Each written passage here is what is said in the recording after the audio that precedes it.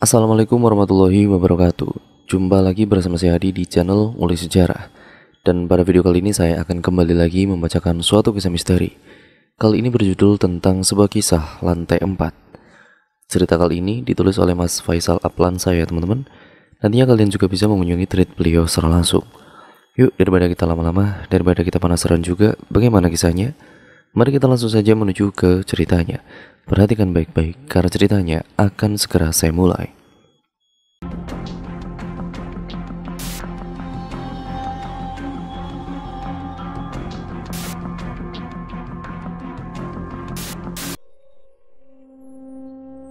Memiliki gedung perkantoran sendiri merupakan impian dari semua pengusaha termasuk Edwin. Bergerak di bidang sipil, perusahaan kontraktor bangunan miliknya itu kini telah berkembang menjadi sangat begitu pesat. Edwin sekarang memiliki gedung sendiri, walau hanya gedung kecil 5 lantai. Pegawai dan juga karyawan Edwin kini tidak lagi bekerja di ruko sempit yang Edwin sewa dahulu. Meskipun mendapat gedung baru, karyawan dan pegawai Edwin tetap tidak bahagia. Bukan mengeluh karena gedungnya, tetapi beban kerja yang diterapkan Edwin yang begitu berat dan juga ketat. Lembur hampir selalu diterapkan hampir sepanjang minggu. Bahkan Edwin tidak segan melarang mereka untuk pulang apabila pekerjaan belum beres. Ya, Edwin adalah bos yang kejam. Ia seolah-olah seperti penjajah yang mempekerjakan paksa orang-orang pribumi. Edwin tidak mengenal apapun. Ia sering memarahi pegawainya apabila terlambat masuk, bermalas-malasan saat jam kerja, dan yang terlambat kembali setelah istirahat. Benar-benar figur yang cocok untuk seorang diktator. Setelah mendapatkan gedung baru yang lebih luas ini, bukannya malah menambah pegawai, Edwin malah mempekerjakan pegawainya lebih keras lagi. Tentu Edwin memiliki banyak hutang yang harus dilunasi demi membayar gedung barunya itu. Bak gayung bersambut, proyek yang diterima perusahaannya semakin banyak setelah berpindah tempat ke gedung itu. Hal ini benar-benar dimanfaatkan Edwin untuk meraup keuntungan sebesar-besarnya. Sebuah ketidakberuntungan untuk karyawannya. Siang itu di lantai 4 gedungnya, Edwin tengah memarahi seluruh karyawan yang ada di sana. Karena banyak proyek baru, saya melarang divisi perancangan untuk pulang sebelum kalian menyelesaikan rancangan bangunan, ucap Edwin membentak. Tapi Pak, ini mendadak sekali. Proyeknya pun baru sampai di kantor pagi tadi. Kami tidak siap untuk lembur Pak, ucap Johnny, salah satu karyawan memberanikan diri. Halah, banyak alasan kamu. Tapi Pak, divisi kita kan juga hanya 5 orang Pak. Dengan proyek sebanyak itu, ucap salah satu karyawan wanita. Kalau enggak mampu bekerja, gak usah jadi arsitek, bentak Edwin lebih keras. Pak, kami mohon Pak. Tapi ini banyak sekali. Sudah, bikin emosi saja kalian. Kalian kerjakan saja. Besok kalau tidak selesai, saya potong gaji kalian. Edwin membentak sekali lagi, menyakiti hati 5 karyawannya itu. Ia lalu membuang muka, lalu kemudian pergi. Saat Edwin mencapai lift kala itu, Johnny berlari menghampirinya. Pak, saya mohon Pak, minimal kami bisa minta bantuan dari divisi lain Pak. Divisi lain juga punya kerjaan sendiri. Kan kalau proyek awal memang kalian yang kerja duluan. Kamu ini bodoh apa gimana? Tapi Pak, meski kami menginap semalaman, semua proyek itu gak akan selesai. Pintu lift terbuka. Edwin lalu memasuki lift dengan terus membuang pandangannya dari Johnny. Kemudian sambil menekan tombol lantai dasar, ia memanggil karyawannya sekali lagi. Ya, itu urusan kalian. Kerjakan terus, kalau perlu sampai mati. Pintu lift kemudian tertutup, meninggalkan karyawan-karyawannya yang termenung dalam kesedihan. Johnny dan teman-temannya sepertinya harus menginap di kantornya malam itu juga, terlebih di lantai 4 yang terkenal angker itu. Namun sang bos malah dengan santainya meninggalkan gedung dan pulang ke rumah. Keesokan baginya, seperti biasa, Edwin datang lebih pagi ke kantor itu, mengecek kedisiplinan pegawainya secara langsung. Potong gaji adalah hobinya. Ia gemar sekali mengurangi hak karyawannya itu apabila mereka terlambat sedetik saja. Namun pagi itu sepertinya karyawannya tidak ada yang terlambat. Edwin merasa kecewa, ia gagal mengurangi pengeluaran perusahaan. Ah, bodohnya, jelas saja tidak ada yang terlambat. Karyawannya yang bekerja di lantai 4 telah ia perintahkan untuk tidak pulang sebelum pekerjaan mereka selesai. Sepertinya mereka memutuskan untuk menginap. Edwin dengan bersemangat naik ke lantai 4. Sambil tersenyum, ia sudah tidak sabar membayangkan wajah karyawannya yang mengantuk. Kesempatan baginya untuk memotong gaji mereka bila tidur saat jam kerja hari ini. Edwin kemudian menuju lift untuk menuju ke lantai 4 dan liftnya kemudian membuka. Ia disambut sekretaris pribadinya yaitu Clara. "Selamat pagi Pak Edwin," ucap Clara lirih. "Loh, ini kan lantai 5. Edwin sepertinya salah lantai. Kebetulan seluruh lantai 5 adalah kantor pribadinya. Di sana hanya ada Clara dan beberapa pegawai cleaning service. Ia lalu berbalik arah, kembali masuk ke dalam lift, menekan tombol lantai 4. Liftnya kemudian turun. Setelah pintu lift membuka, Edwin segera disambut oleh Budi, pegawai divisi sipil dan pembangunan yang bekerja di lantai 3. "Selamat pagi Pak Edwin." "Loh, Budi, kok kamu di sini?" "Maaf Pak, memang saya bekerja di sini," ucap Budi kebingungan. "Jangan bercanda ya," bentak Edwin. "Maaf Pak, tapi kan ruangan saya di sini. Ini kan lantai 3." Dengan terkejut, Edwin langsung menoleh ke arah tombol liftnya. Benar saja, yang menyala adalah tombol angka 3. Ia bergegas kembali membuka pintu lift dan menaikinya. Kali ini ia benar-benar memastikan telah menekan tombol 4 hingga lampunya menyala. Lift itu kemudian bergerak naik dan ketika pintunya membuka, Edwin lagi-lagi disambut oleh Clara. Dengan wajah kesal, ia lalu menyuruh Clara untuk melapor pada teknisi gedung kalau liftnya rusak. Edwin lalu berjalan cepat menuju pintu tangga darurat di lantai itu. Ia turun 1 lantai ke bawah dengan tergesa-gesa hingga ia mencapai sebuah pintu tangga darurat dengan angka 4 tertulis jelas di badan pintu. Ia lalu membuka pintu itu. "Loh, kok Budi lagi?" ucap Edwin terkaget. Budi nampak bingung melihat bosnya datang menggunakan tangga darurat. "Ini kan lantai." Edwin lalu membuka pintu dan melihat angka yang terdapat di balik badan pintu itu. Tertulis dengan jelas angka 3 di sana. Ia kesal bercampur emosi. Ia lalu meninggalkan Budi yang masih kebingungan, kembali menaiki tangga menuju lantai keempat. Kali ini Edwin benar-benar memastikan langkahnya dan memastikan bahwa ia hanya naik 1 lantai saja. Ia telah tiba di pintu tangga darurat yang bertuliskan lantai 4. Edwin meraba tulisan itu, siapa tahu ada pegawai yang iseng mengerjainya. Tulisan angka 4 itu asli, tercat jelas di pintu, bukan sebuah stiker ataupun kertas. Dan ia yakin hanya naik 1 lantai dari lantai 3. Ini jelas lantai 4. Edwin lalu memantapkan diri membuka pintu. "Loh, Clara?" Edwin kaget setengah mati. Ia kembali berada di kantornya di lantai 5. Padahal ia begitu yakin. Seharusnya ia berada di lantai 4 pada saat itu. Wajahnya kini berubah ketakutan, napasnya terengah-engah. "Teknisi liftnya sudah saya hubungi Pak. Sebentar lagi mereka datang," ucap Clara lirih. Ia takut dengan wajah Edwin yang pucat pasi dengan keringat memenuhi seluruh wajahnya. Edwin lalu masuk ke dalam kantornya, duduk di kursinya menenangkan diri. Ia berusaha berpikir positif. Mungkin ia terlalu lelah malam ini, atau mungkin ia berhalusinasi. Edwin memejamkan matanya, menarik nafas panjang. Beberapa saat kemudian, Johnny, karyawan yang semalam menginap di lantai 4, masuk ke ruangannya menyodorkan berkas rancangan semua proyek baru yang telah mereka selesaikan. Edwin tersenyum lebar, karyawannya itu telah berhasil menyelesaikan tepat waktu. Ia bisa membayangkan keuntungan yang akan ia peroleh. Suasana hatinya seketika bahagia, meski kemudian seorang teknisi lift melaporkan bahwa tidak ada kerusakan di lift gedungnya. Edwin dengan mudah mengabaikannya.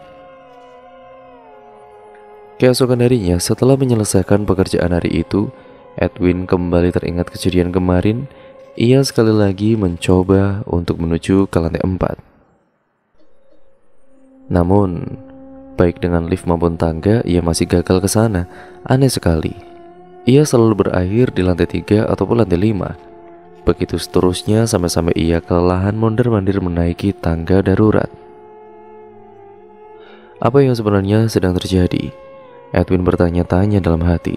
Sambil terus mengusap keringat yang membasahi pipinya, pikirannya melantur liar, apakah karena rumor lantai 4 yang angker itu? Edwin ingat saat ia pertama kali membeli gedung kosong ini, pemiliknya menyinggung soal keangkeran lantai 4. Edwin menelan ludahnya dalam-dalam. Tetapi, mengapa hanya dirinya saja, karyawan lantai 4 lainnya itu, masih bisa keluar masuk ke lantai 4 tanpa masalah? Hal itu yang terus menghantui pikiran Edwin. Bila terus seperti ini, ia tidak akan bisa mengawasi kesalahan-kesalahan yang dilakukan Johnny dan kawan-kawannya. Edwin kemudian terus mencoba di hari-hari berikutnya seorang diri, dan tetapi tetap gagal. Dan pernah suatu hari Edwin meminta tolong Johnny untuk mengantarkannya ke lantai 4 dengan lift. Anehnya, meski sudah bersama Johnny, lantai 4 tidak lagi bisa mereka raih. Johnny pun ikut dibuat bingung. Mereka juga mencoba menggunakan tangga darurat, hasilnya tetap sama. Namun ketika Johnny seorang diri yang menuju ke lantai 4, ia dengan mudahnya berhasil mencapai lantai itu. Johnny tidak percaya dengan apa yang barusan dia alami. Dia berusaha mencoba melakukannya sekali lagi bersama Edwin, namun Edwin menolaknya. Ia lalu kemudian mengancam Johnny agar tidak menceritakan peristiwa ini pada karyawan lain. Sudah 1 bulan Edwin tidak bisa ke lantai 4, dan selama itu juga ia terus mencoba lantai demi lantai, tangga demi tangga. Selalu Edwin jelajahi setiap hari, sampai badannya mengurus, kulitnya memucat, dan rambutnya putih itu muncul satu persatu, seolah lantai 4 gedung itu telah mengutuknya. Johnny pun tidak perlu repot-repot menceritakan hal itu pada karyawan lain. Dari gelagat Edwin sendiri saja, mereka semua sudah curiga. Seorang karyawan yang kenal dengan pemilik gedung ini sebelumnya menuturkan bahwa gedung ini memanglah sangat angker, terutama di lantai 4. Tetapi keanehan itu hanya menimpa Edwin saja. Karyawan lain pun merasa takut dengan keanehan itu. Namun tidak sedikit dari mereka justru mengejek Edwin di belakang. Beberapa yang lain merasa iba dengan kondisi bosnya yang makin melemah tiap harinya. Karyawan terdekat Edwin seperti Clara, Budi, dan Johnny berusaha mengingatkan, namun ia tidak menggubris. Edwin justru semakin kesetanan.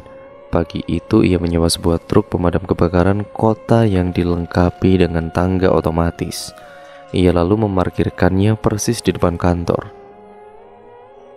Kemudian ia menaiki tangga truk itu dan memberitakan sopir untuk menjalankannya menuju ke jendela kaca lantai 4. Dengan membawa sebuah palu, Edwin berusaha memasuki lantai 4 melalui jendela kaca luar gedung. Tangga itu bergerak otomatis sesuai perintah Edwin. Ia juga dengan teliti menghitung urutan jendela kaca dari lantai 2 hingga lantai 4. Setelah mencapai ketinggian yang sama dengan jendela lantai 4, Edwin lalu memecahkan kacanya dengan palu. Setelah pecah seluruh bingkai kaca itu, ia kemudian melompat dari kaca menyeberang ke dalam gedung. Edwin kemudian jatuh tersungkur di lantai, wajahnya penuh luka. Clara dan juga beberapa cleaning service menjerit kaget karena tiba-tiba bosnya itu muncul berada di sana. Edwin yang jatuh tersungkur kemudian bangkit dan melihat ke sekitar. Loh, hah? Lantai 5? Pak Edwin, tolong berhenti pak. Malu pak dilihat orang-orang di sekitar, ucap Clara. Edwin bergegas menoleh keluar gedung dari jendela pecah itu. Banyak sekali orang, termasuk karyawannya, berkumpul di sekitar truk pemadam kebakaran, mengamati ke atas apa yang sedang Edwin berbuat sebenarnya. Namun, apa yang Edwin lihat bukanlah kerumunan orang itu, melainkan jendela kaca di bawahnya. Ia lalu menoleh ke atas, benar tidak ada lagi jendela. Ia sudah salah menghancurkan jendela. Edwin lalu bergegas turun menggunakan tangga darurat kembali ke lantai dasar untuk kemudian kembali naik tangga otomatis truk damkar itu. Dia kembali berusaha memecahkan jendela kaca lantai 4. Kali ini ia tidak mungkin salah. Edwin berusaha memecahkan kaca jendela yang terletak persis di bawah kaca jendela yang ia pecahkan sebelumnya. Dengan patokan tersebut, ia tanpa ragu mengayunkan palunya memecahkan kaca jendela tersebut. Setelah pecah seluruh bingkainya, lagi-lagi Edwin melakukan tindakan berbahaya dengan melompat dari tangga menyeberang masuk ke dalam gedung itu. Sekali lagi, ia jatuh tersungkur bersama pecahan-pecahan kaca yang mungkin menambah luka di wajah dan mukanya. Seorang karyawan nampak langsung menghampiri Edwin, langsung mencengkeram bajunya. Katakan, ini lantai 4 kan? Pak, nyebut pak, ini Budi pak, ini lantai 3 pak. Edwin terperanjat kaget, matanya melotot ke arah Budi dengan penuh keheranan. Ia lalu bergegas mengintip lagi keluar gedung melalui jendela pecah itu. Ia menoleh ke bawah dan ke atas. Sepertinya ia melewatkan satu baris jendela milik lantai 4. Ia benar-benar memecahkan jendela milik lantai 3. Padahal sesungguhnya Edwin merasa benar-benar memukul jendela yang terletak di bawah jendela lantai 5 yang dipecahkannya tadi. Namun setelah dilihat lagi, ia ternyata memukul satu jendela di bawahnya. Masih tidak percaya dengan apa yang ia lihat, Edwin segera berlari menuruni tangga menuju lantai dasar. Ia berlari keluar dan dengan terengah-engah. Bajunya sudah dipenuhi bercak darah dari muka dan sikunya. Edwin menatap ke atas, ia ketakutan setengah mati. Jendela yang ia pecahkan ternyata berjarak satu jendela dari jendela lantai 5. Bukan di bawahnya persis. Edwin kemudian berteriak ketakutan, menjerit histeris seperti orang gila yang kesurupan. Ia kembali berusaha naik ke truk damkar, namun seluruh karyawan yang menyaksikan saat itu menghentikannya. Mereka lalu menelepon ambulan dan melarikan Edwin ke rumah sakit. Tentu ia meronta-ronta sambil terus berteriak ingin masuk ke dalam lantai 4. Edwin sudah kehilangan kewarasannya. Ya, keluarganya pun akhirnya dibuat malu dengan ulahnya hari ini. Istri dan beberapa saudara Edwin meminta maaf kepada perawat rumah sakit dan beberapa karyawan yang ikut mengantarnya. Entah setan apa yang menghasutnya, malam itu juga Edwin kabur dari kamar rumah sakit. Ia berhasil melewati keluarganya yang sudah tidur, kemudian keluar dari rumah sakit tanpa seorang pun yang mencurigainya. Kemudian, ia naik angkutan umum menuju ke gedung kantornya. Kaos yang ia kenakan sebagai pengganti kemeja kerjanya yang robek dan penuh darah siang tadi benar-benar membuat orang tidak mencurigai bahwa ia seorang pasien rumah sakit. Edwin nampak cukup tenang ketika berada di angkutan umum. Ia seperti orang waras sehingga tidak ada orang yang mencurigainya. Namun ketenangannya buyar ketika ia sampai di depan gedung itu lagi. Edwin tidak dapat mengendalikan hasrat penasarannya untuk masuk ke lantai 4. Tangannya gemetar, matanya melotot, dan napasnya begitu cepat sekali. Ia seperti seekor singa yang sedang lapar. Segera Edwin berlari kencang, melompat pagar gedung. Kebetulan sekali, ia belum sanggup menyewa satpam penjaga dan alarm keamanan untuk gedung barunya itu. Edwin lalu masuk ke dalam gedung dengan memecahkan salah satu pintu kaca. Dengan tangan dan kepalanya, tentu badannya akhirnya dipenuhi luka goresan kaca sama seperti siang tadi. Tanpa menyalakan lampu terlebih dahulu, Edwin bergegas berlari menuju tangga darurat lantai dasar. Tentu saat itu gedungnya begitu gelap. Ia bahkan menabrak tembok dan sempat jatuh saat menaiki tangga. Namun Edwin ini tetap berusaha bangkit dan mungkin mempercepat langkahnya. 1, 2, 3, dan 4. Ia sudah menaiki tangga darurat hingga ke lantai 4. Napasnya terengah-engah tidak karuan ketika sampai di depan pintu tangga yang bertuliskan angka 4. Dengan mantap ia membuka pintu itu. "Selamat malam, Pak." Di balik pintu itu, Edwin sudah dinanti oleh Johnny dan 4 orang karyawan lainnya yang bekerja di lantai 4. Mereka berkumpul memberikan selamat padanya sambil membawa sebuah kue dengan sejumlah lilin yang menyala. Lantai 4 kan? Edwin tidak menghiraukan mereka. Pandangannya sibuk mengenali lantai yang sudah 1 bulan ini tidak dapat ia datangi. "Iya, Pak, ini lantai 4. Selamat ya, Pak," ucap Johnny lirih. Edwin lalu mencengkeram kedua tangan Johnny. "Benarkah lantai 4? Edwin berteriak dengan gilanya, seakan-akan tidak percaya ia akhirnya berhasil sampai di lantai 4 setelah selama ini. "Benar, Pak, selamat, ini kue tart pemberian dari kami."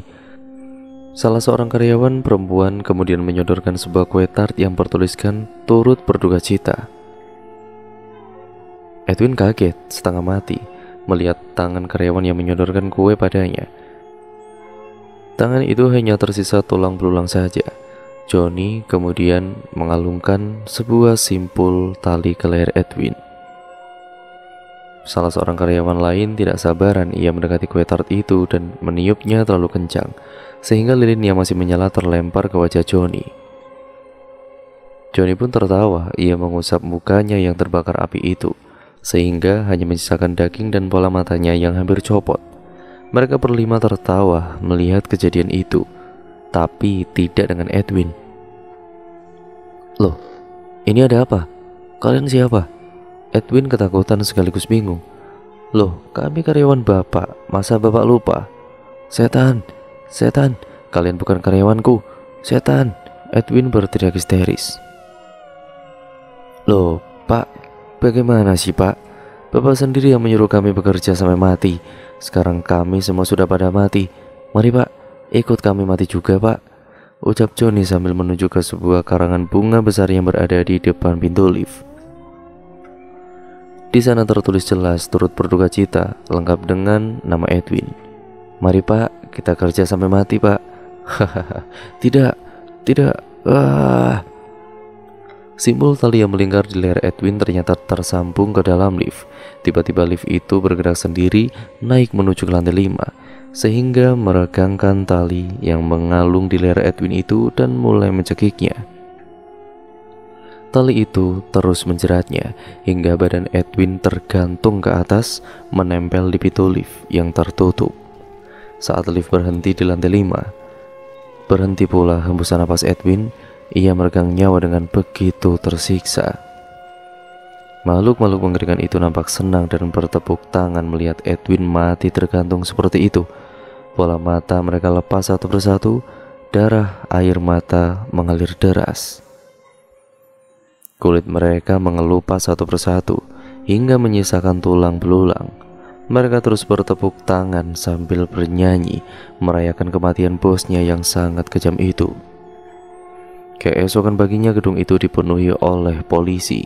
Seorang cleaning service yang datang terlalu pagi karena takut dipotong gajinya justru menemukan bosnya tergantung tidak bernyawa di lantai 4. Ia kemudian menelepon polisi. Polisi datang dengan cepat, cukup cepat untuk menghalau pegawai lainnya masuk ke dalam gedung agar tidak merusak TKP. Namun justru kebodohan beberapa polisi sendiri yang akhirnya merusak TKP. Mereka berusaha mencapai lantai 4 dengan menggunakan lift. Lift yang saat itu berada di lantai 5 turun karena merespon tombol yang ditekan polisi bodoh itu di lantai 1. Tali yang masih menjerat ataupun terkait di leher membuat jenazah Edwin terjatuh dari posisinya. Tidak berhenti sampai di situ. Ketika lift mulai turun, tali kembali meregang dan menjerat leher Edwin yang sudah tidak bernyawa hingga kepalanya putus. Darah berhamburan di depan lift, kepala Edwin menggelinding dan ikut membanjiri lantai dengan darah dari pembuluh darah lehernya. Pagi itu seorang bos ditemukan bunuh diri di lantai 4 gedung kantornya setelah kabur dari rumah sakit, dan itu merupakan Edwin. Ia seorang diri datang ke kantor tengah malam, kemudian menggantungkan dirinya dengan bantuan lift itu. Kasus ini ditutup sebagai bunuh diri biasa. Mungkin makhluk-makhluk halus penghuni gedung itu tidak terima melihat perlakuan Edwin yang kejam pada karyawannya, sehingga mereka membalas dendam kepada si Edwin ini. Pun akhirnya selesai sampai di sini ya teman-teman. Terima kasih untuk kalian semua yang sudah menyimak video kali ini. Jangan lupa untuk kalian like, komen, dan share video kali ini sebanyak-banyaknya agar channel ini bisa berkembang menjadi channel yang jauh lebih baik lagi. Jangan lupa untuk kalian klik tombol subscribe, nyalakan tombol lonceng notifikasinya agar kalian tidak ketinggalan video terbaru selanjutnya dari channel ini. Sekian teman-teman, terima kasih, kurang lebihnya mohon maaf apabila banyak salah kata ataupun narasi saya mungkin kurang jelas dalam membacakan narasi video kali ini.